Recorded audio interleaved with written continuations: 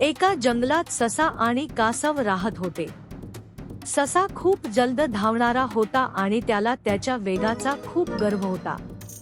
कासव मात्र हळूहळू चालायचा, पण खूप संयमी आणि शांत स्वभावाचा होता. एक दिवस सशाने कासवाची चेष्टा करत म्हणाला, "काय रे कासवा, तू इतका संथ चालतोस की वाटतं तुला गाठायला मला झोप घ्यावी लागेल."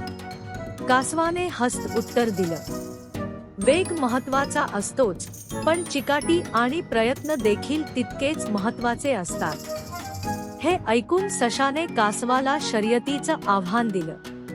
"चला मग, उद्या आपण दोघं शर्यत करूया आणि बघू कोण जिंकतं." कासवाने आव्हान स्वीकारलं. दुसऱ्या दिवशी ससा आणि कासव शर्यतीला सज्ज झाले. जंगलातील सर्व प्राणी पाहायला जमले. शर्यत सुरू झाली आणि ससा झपाझप पळू लागला.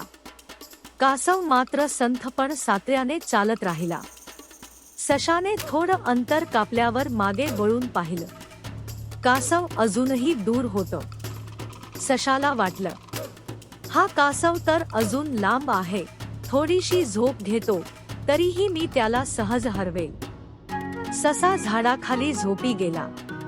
पण तो इतका गाढ झोपला की त्याला वेळेचं भानच राहिलं नाही.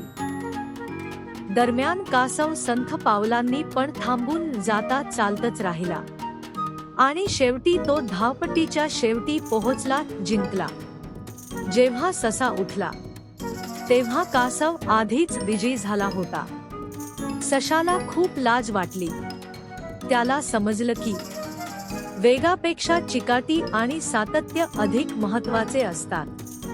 पाठ: वेग महत्वाचा असतो, पण सातत्य, चिकाटी आणि संयम असतील तर यश नक्की मिळतं.